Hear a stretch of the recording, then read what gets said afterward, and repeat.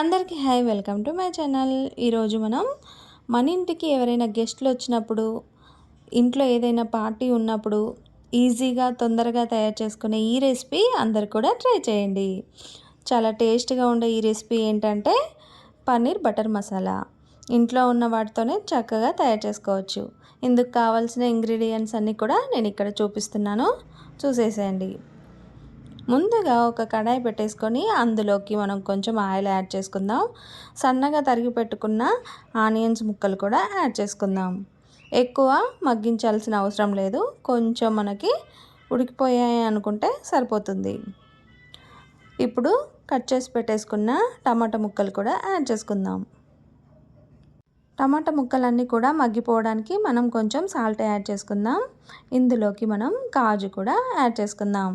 నేను ఒక చిన్న కప్పు వరకు కాజు యాడ్ చేసుకున్నాను.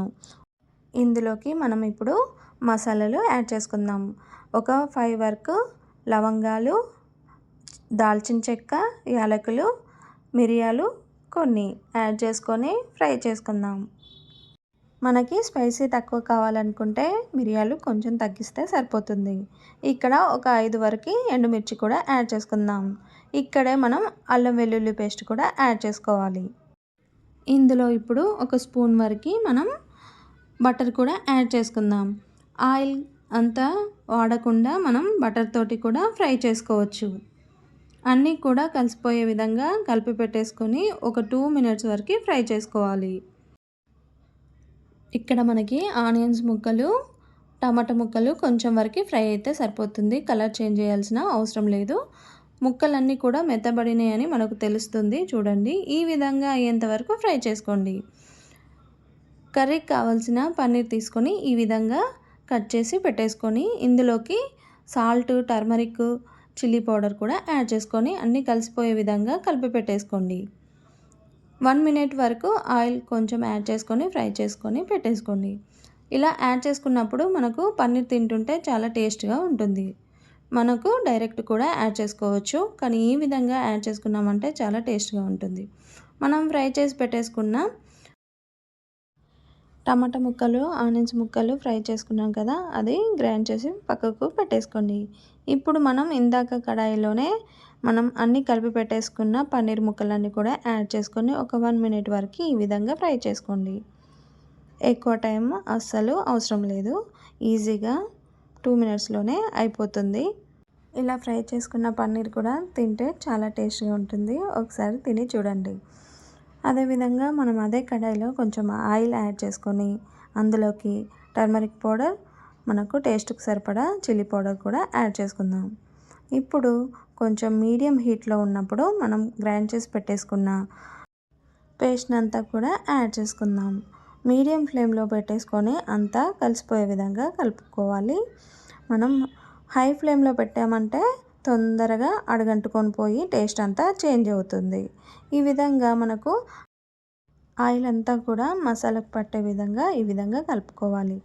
మనం మధ్య మధ్యలో కలుపుతూ ఉండాలి, లేకుంటే అడుగంటుకుపోయే ఛాన్స్ ఎక్కువగా ఉంటుంది.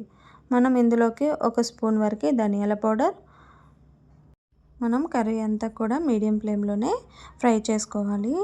హై హీట్లో పెట్టేసుకున్నామంటే కర్రీ అంతా కూడా మాడిపోతుంది, అస్సలు బాగోదు. ఇప్పుడు మనం ఇందులోకి గరం మసాలా కూడా యాడ్ చేసుకుందాం. ఇక్కడ మనం ఎక్కువ థిక్గా అనిపించినప్పుడు కొంచెం వాటర్ కూడా యాడ్ చేసుకోవచ్చు, కానీ నాకు ఈ థిక్నెస్ సరిపోతుందని నేను వాటర్ యాడ్ చేసుకోలేదు. అదేవిధంగా మనం ఇక్కడ ఫ్రై చేసి పెట్టేసుకున్న పన్నీర్ అంతా కూడా యాడ్ చేసుకుందాం. ఈ పన్నీర్ బటర్ మసాలా కర్రీ మనకు రైస్లో కంటే చపాతీ, పూరి, నాన్, రోటీ ఇలాంటి వాటికి సరైన జోడి అనుకోవచ్చు. చాలా టేస్ట్గా కూడా ఉంటుంది. అందరు కూడా ట్రై చేయండి. ఒక స్పూన్ వరకు షుగర్ యాడ్ చేసుకుందాం. మీరు విన్నది కరెక్టే, ఒక స్పూన్ వరకు షుగర్ యాడ్ చేసుకుందాం. మనకి ఇక్కడ టేస్ట్కి సరిపడేంత సాల్ట్ యాడ్ చేసుకున్న తర్వాత మనకి కస్తూరి మెంతి యాడ్ చేసుకున్నామంటే దాని అరోమా చాలా టేస్ట్గా ఉంటుంది. ఇక్కడ మనం కర్రీలో సన్నగా కట్ చేసి పెట్టుకున్న చిల్లీస్, అదేవిధంగా సన్నగా కట్ చేసి పెట్టుకున్న ఆనియన్స్ ముక్కలు కూడా యాడ్ చేసుకుందాం. నాకు ఈ విధంగా యాడ్ చేసుకొని కర్రీలో తినడం అంటే ఇష్టం. చపాతీలో కానీ, పూరీలో కానీ, నాన్లో కానీ చాలా టేస్ట్గా ఉంటుంది. ఇప్పుడు మనం ఇక్కడ 2 స్పూన్ల బటర్ కూడా యాడ్ చేసుకుందాం. ఇప్పుడు కర్రీలోకి ఫైనల్ టచ్అప్గా ఫ్రెష్ క్రీమ్ యాడ్ చేసుకున్నామంటే దాని టేస్ట్ మరింత యాడ్ అవుతుంది. చాలా చాలా రుచిగా ఉంటుంది. కర్రీ అంతా కూడా వండుకున్న తర్వాత మనం ఫైనల్గా ఫ్రెష్ క్రీమ్ యాడ్ చేసుకోవాలి. స్టవ్ ఆన్లో ఉండకూడదు. అంతే, చాలా ఈజీగా ఉండే పన్నీర్ బటర్ మసాలా కర్రీ ఈజీగా తయారు చేసుకోవచ్చు. ఈ పన్నీర్ బటర్ మసాలా కర్రీ రోటీ, నాన్, పూరి దేనిలోనైనా సూపర్ కాంబినేషన్. ఈజీగా తయారు చేసుకోవచ్చు. అందరు కూడా తయారు చేసుకొని ఎంజాయ్ చేయండి. ఇలాంటి హోమ్మేడ్ ఈజీ రెసిపీస్ కోసం శాండీ టాక్స్ హియర్ని సబ్స్క్రైబ్ చేసుకోండి, లైక్ చేయండి, షేర్ చేయండి. Thank you.